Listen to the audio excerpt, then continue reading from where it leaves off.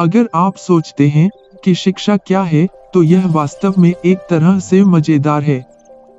आप मूल रूप से अपने मस्तिष्क में डेटा और एल्गोरिदम डाउनलोड कर रहे हैं, और यह पारंपरिक शिक्षा में आश्चर्यजनक रूप से खराब है।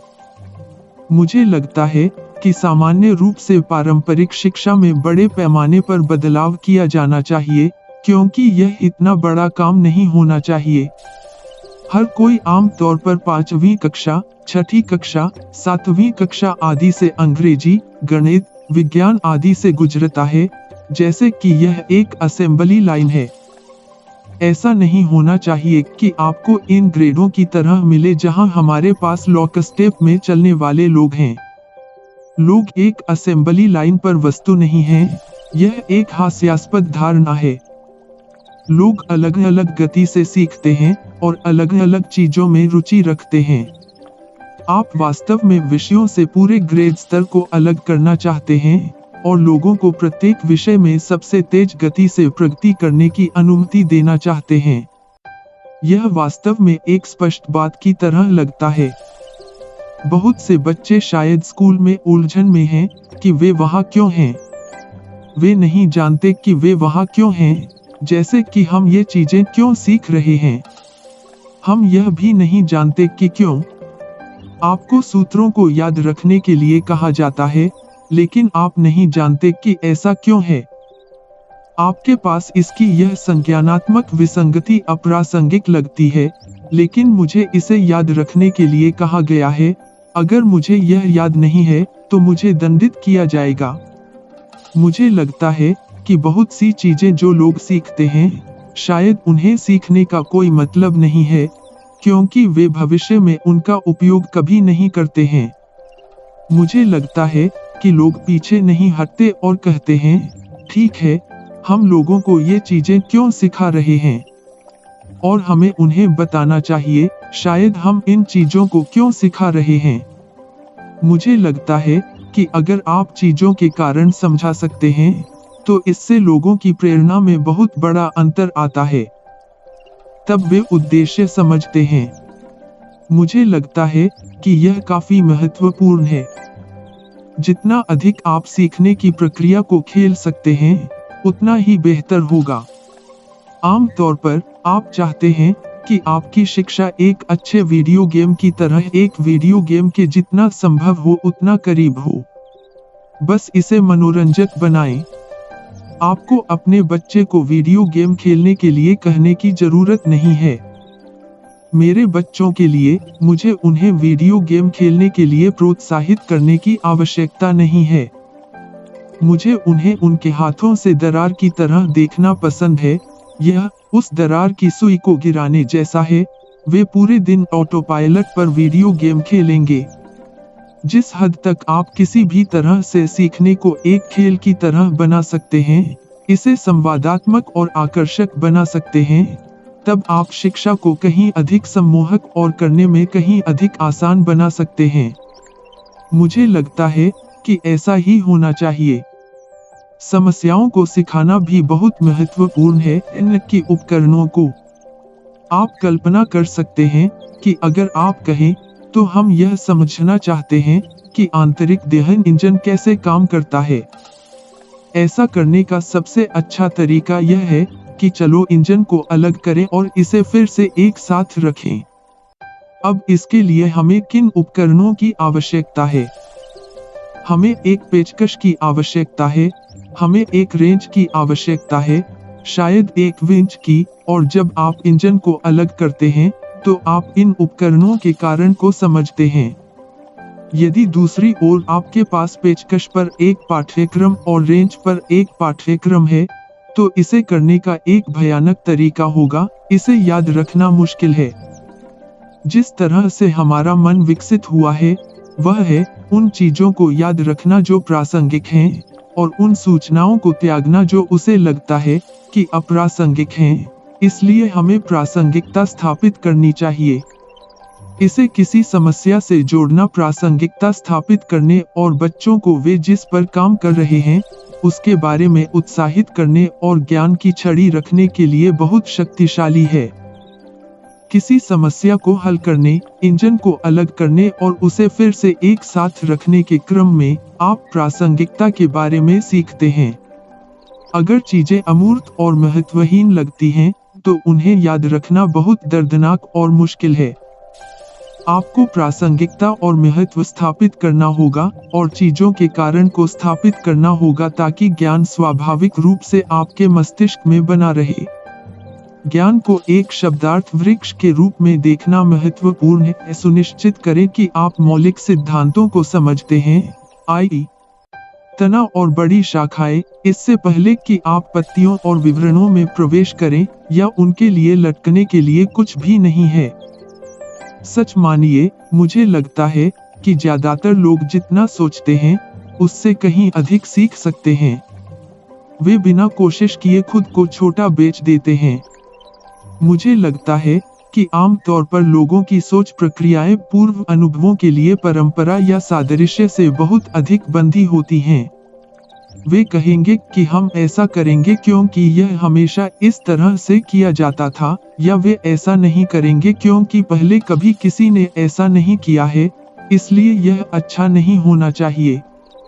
यह सोचने का एक हास्यास्पद तरीका है। सादृश्य बहुत मोहक होते हैं, वे बहुत सम्मोहक लग सकते हैं, लेकिन सादृश्य सिर्फ एक कहानी है। जिस तरह से हम दैनिक जीवन से गुजरते हैं, वह ज्यादातर सादृश्य द्वारा होता है, या मामूली भिन्नताओं के साथ चीजों की नकल करना होता है। इसके लिए आपको जितनी सोच की आवश्यकता है, वह ज्यादा नहीं है, क्योंकि यह एक कंप्यूटेशनल शॉर्टकट है जो हर दिन के जीवन के लिए ठीक है। यदि आप कुछ ऐसा करना चाहते हैं जो मूल रूप से नया हो या विशेष रूप से प्रतिकूल हो, तो समानताएं बहुत अच्छी तरह से काम नहीं करती हैं। यदि आप समानता से तर्क करते हैं, तो आपको पता नहीं चलेगा कि वास्तव में क्या सच है या वास्तव में क्या संभव है। आपको सादृश्य द्वारा तर्क करने के बजाय पहले सिद्धांतों का विश्लेषण करना होगा। आप चीजों को सबसे बुनियादी सत्यों तक उबालते हैं जिनकी आप कल्पना कर सकते हैं, और फिर आप वहां से तर्क करते हैं।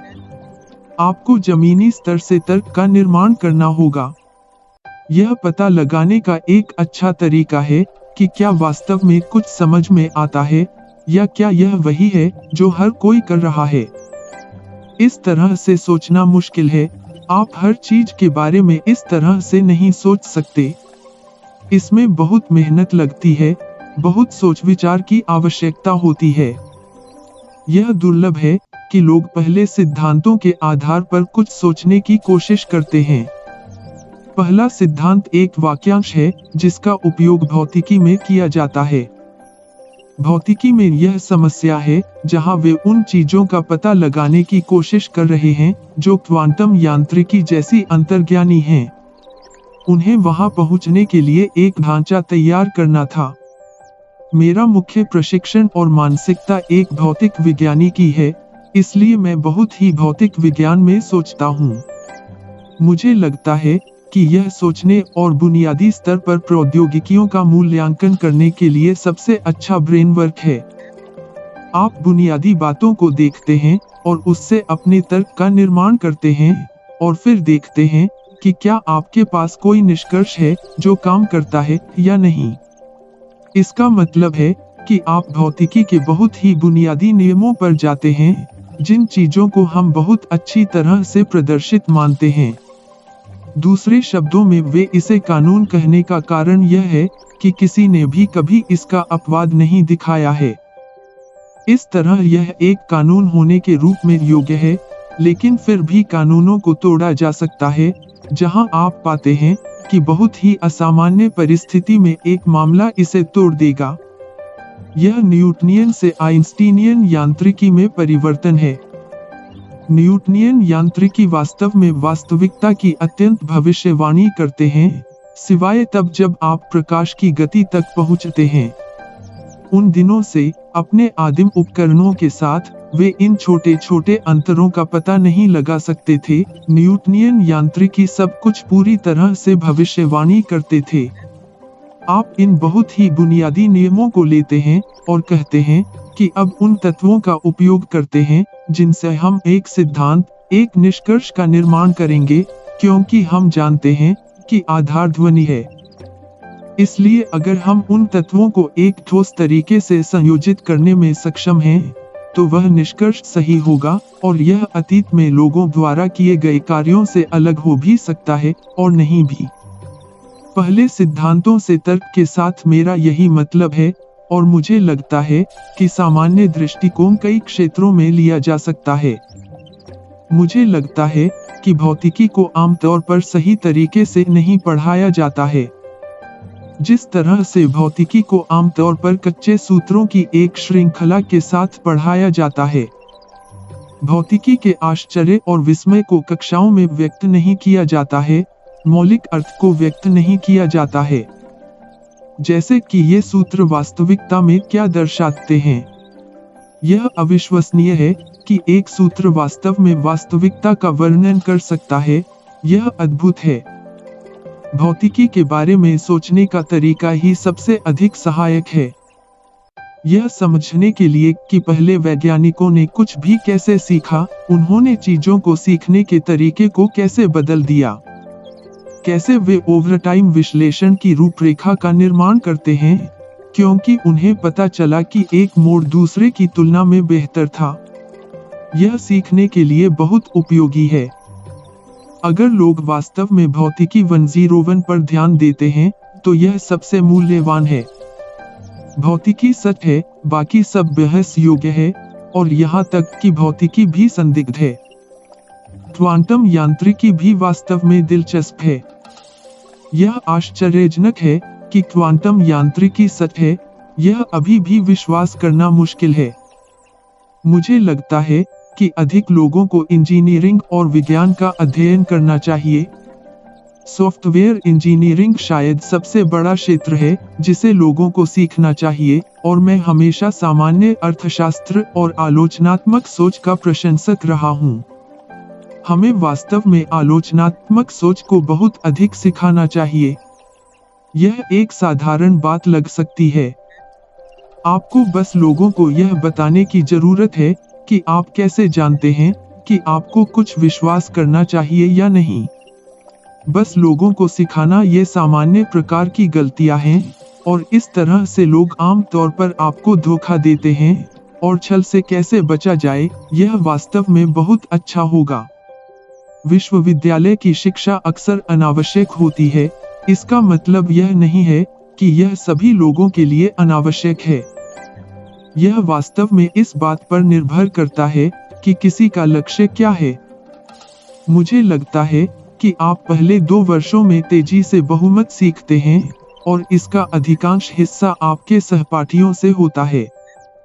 आप हमेशा पाठ्य पुस्तकें खरीद सकते हैं और उन्हें पढ़ सकते हैं। दुर्भाग्य से, मुझे लगता है कि आज बहुत सारी शिक्षा वाडेविल की तरह है, और इसके परिणामस्वरूप इतना सम्मोहक नहीं है। आपके पास वहाँ कोई खड़ा है जो लोगों को व्याख्यान दे रहा है। उन्होंने लगातार 20 वर्षों तक एक ही व्याख्यान दिया है, इसलिए जरूरी नहीं कि वे सभी ऐसा करने में लगे हों, और वे इसके बारे में बहुत उत्साहित नहीं हैं। उत्साह की उस कमी से छात्रों को अवगत कराया जाता है, इसलिए वे इसके बारे में बहुत उत्साहित नहीं होते हैं।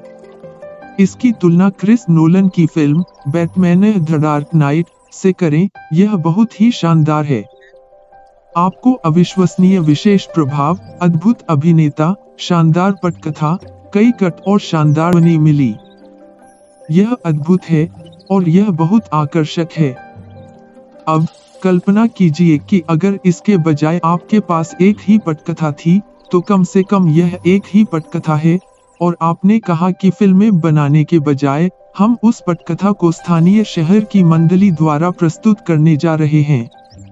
अमेरिका के हर छोटे शहर में अगर फिल्में मौजूद नहीं होती, तो उन्हें घर में सिलवाई गई वेशभूषा के साथ द डार्क नाइट को फिर से बनाना पड़ता, और मंच पर कूदना पसंद करते, और वास्तव में अपनी पंक्तियों को बिल्कुल सही नहीं पाते, और वास्तव में फिल्म में लोगों की तरह नहीं दिखते, और कोई विशेष प्रभाव नहीं होता। यह सम्मोहक नहीं होगा, मेरा मतलब है कि यह बेकार होगा, यह भयानक होगा। यही शिक्षा है।